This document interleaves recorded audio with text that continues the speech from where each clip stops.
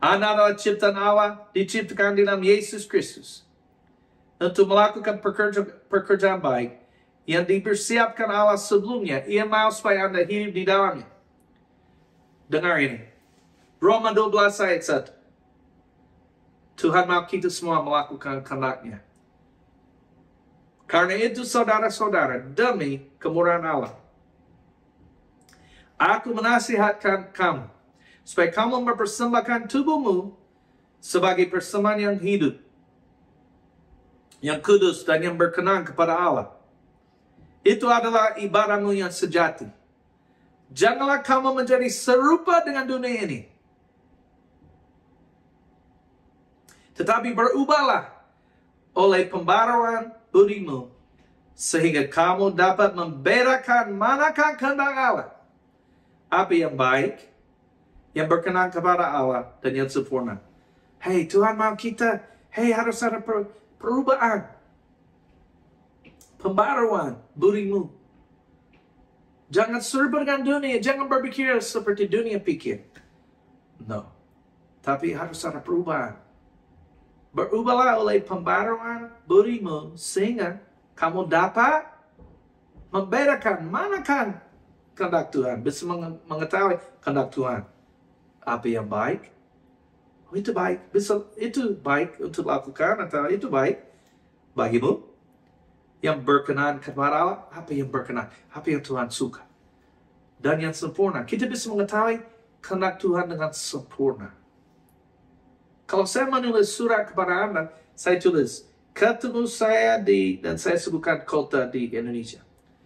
Di situ minta go-kart atau apa namanya, there's a mobil lain juga, driver atau apa.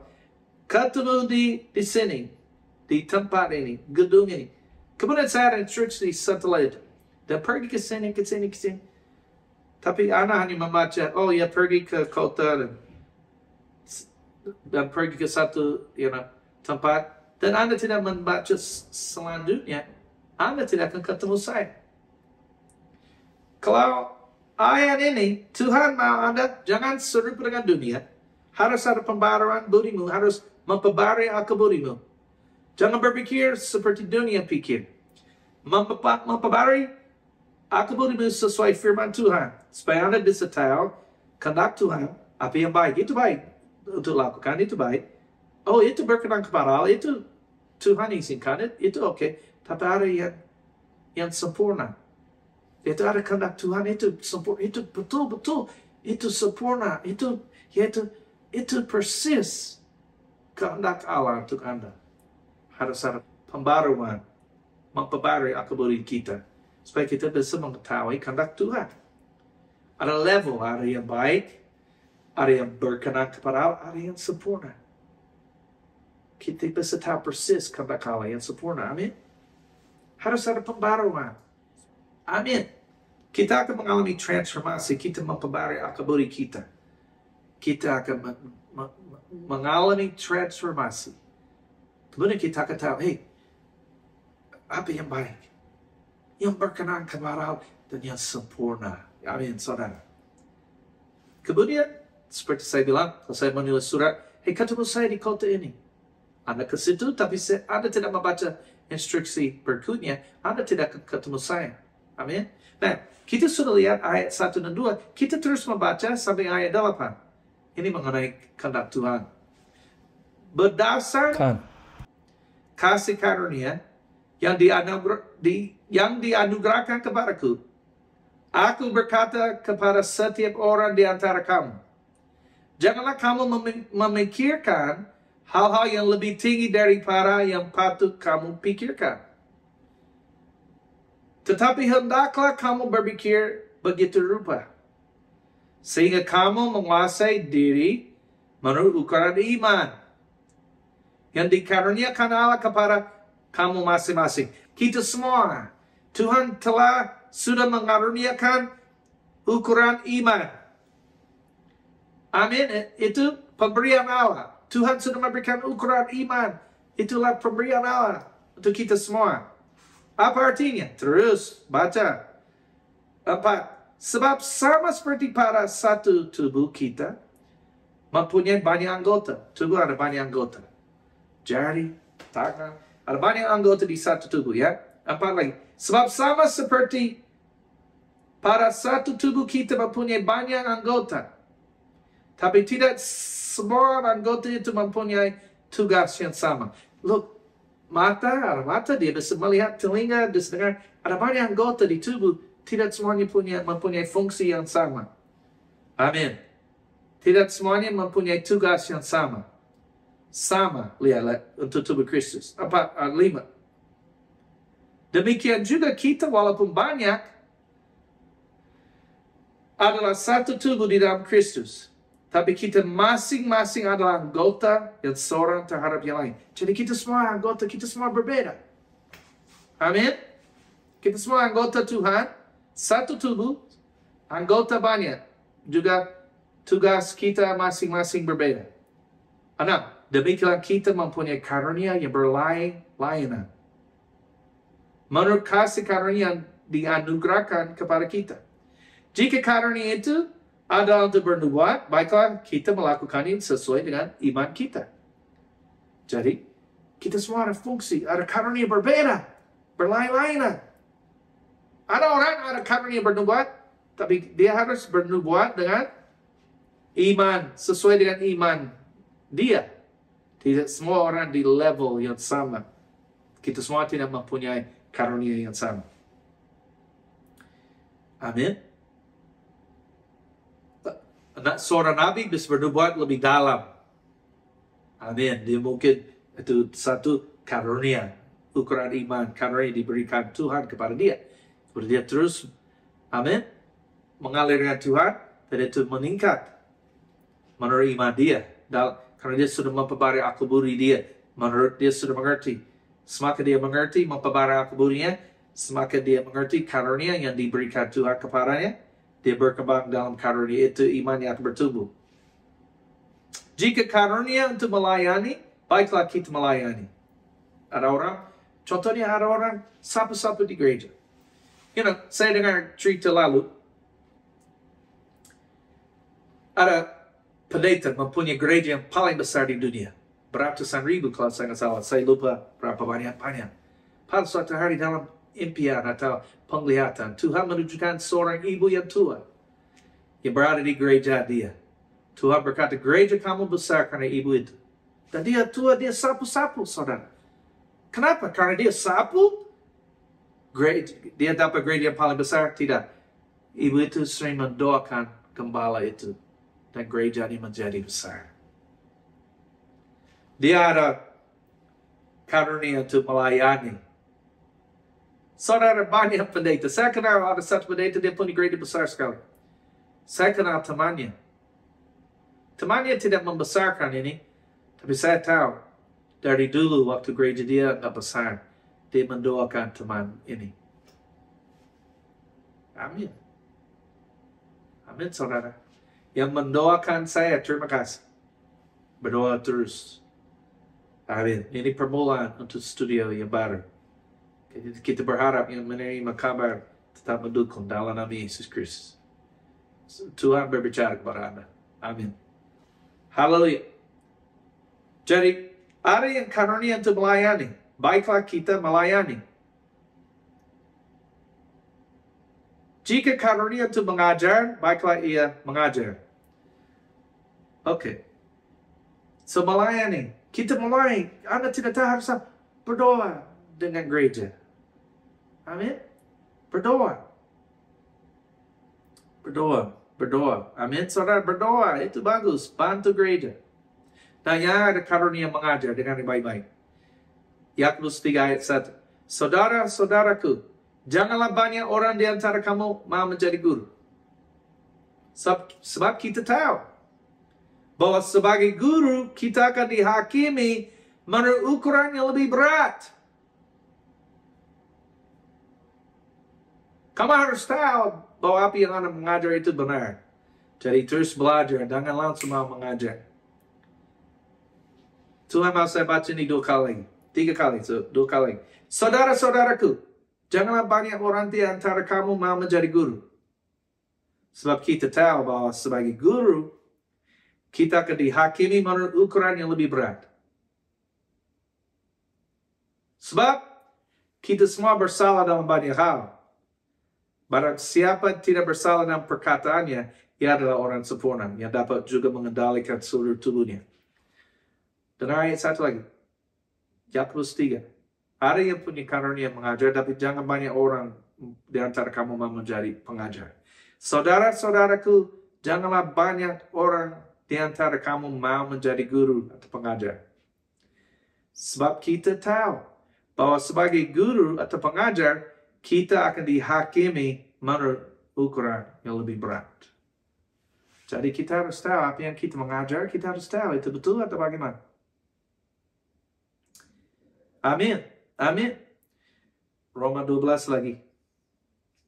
Kita lihat ayat 7. Sekali lagi, kita baca 6 lagi. Demikianlah kita mempunyai karunia yang berlain-lainan.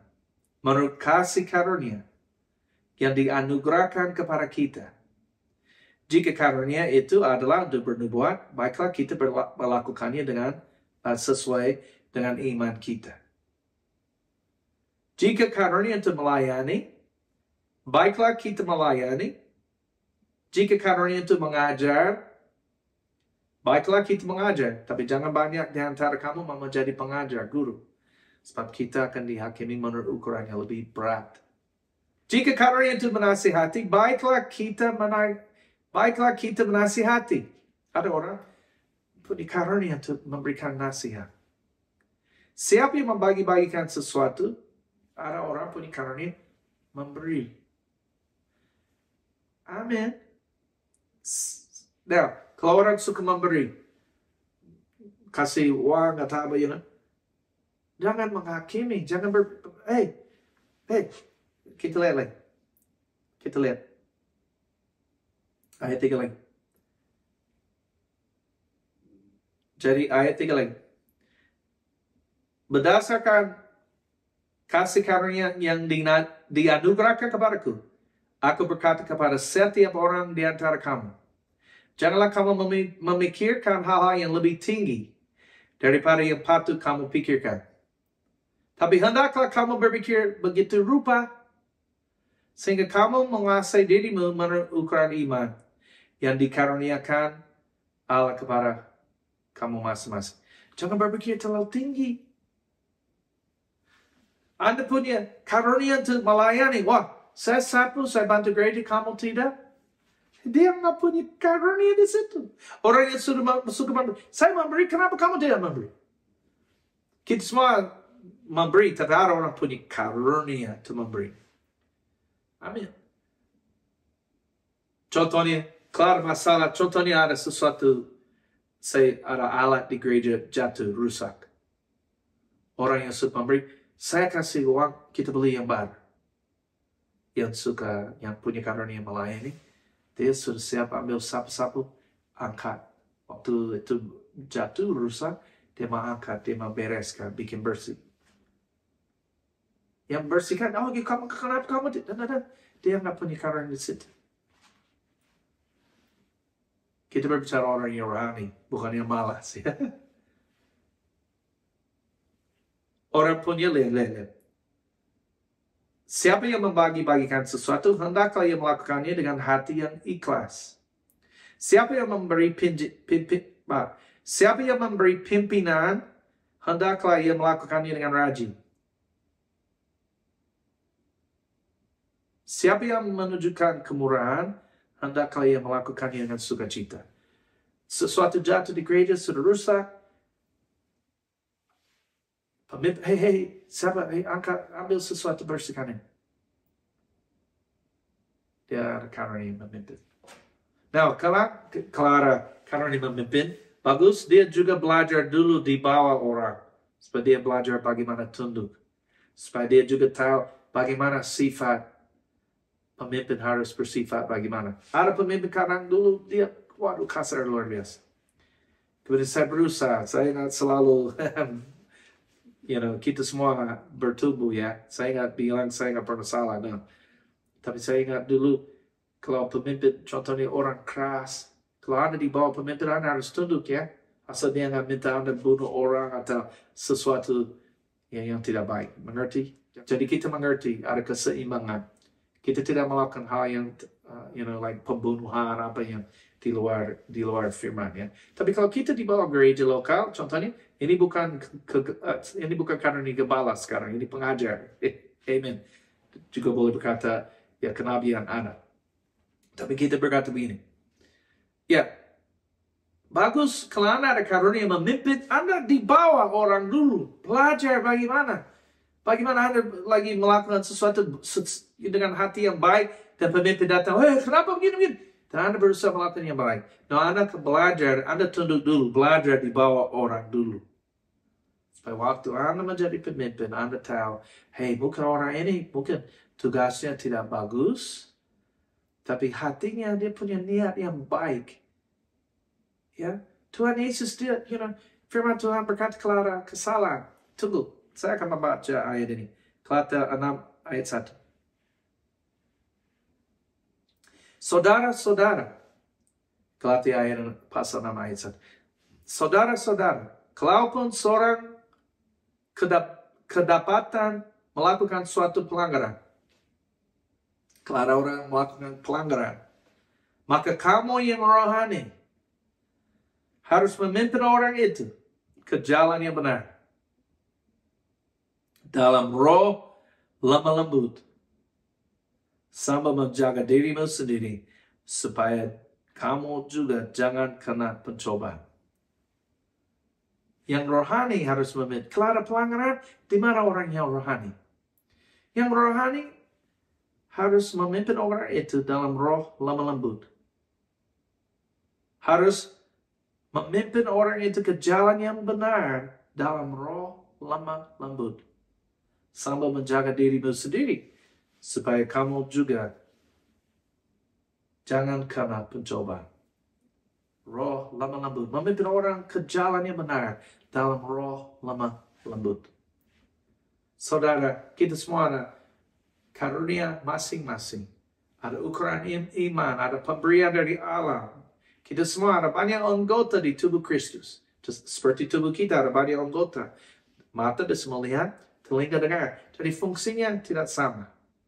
Dan, kalau ada karunia bernubuat, jangan meniru. Orang itu bernubuat. Contohnya Nabi bernubuat, saudara, saya tahu engkau ada masalah begini-begini. Dan Tuhan berkata begini.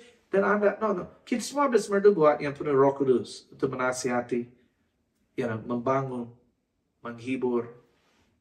Tapi Nabi, dia bernubuat, dia ada ukuran iman lebih untuk soal itu. Karena itu karunia yang diberikan Allah kepada dia. Jadi kita tidak boleh meniru. Kita harus bernubuat dengan ukuran iman kita masing-masing. Juga yang melayani, Anda melayani. Kalau Anda ada karunia memberi. Tentu kalau orang punya usaha banyak uang, seharusnya punya karunia memberi. Amin. Seharusnya. Kalau pemimpin, rajin melakukannya. Pengajar, bagus. Jadi kita harus bertanggung jawab apa yang kita ajar itu. Amin. Firman Tuhan berkata, kita harus mengajar dengan kasih. Ada 5 jabatan. Dengan kasih. Firman Tuhan berkata, pengetahuan menjadikan seseorang sombong. Tapi kasih membangun. Di mana orang perkataan yang manis, di situ banyak pengetahuan. Yaitu orang yang berbicara manis. Akan ada banyak orang mau belajar.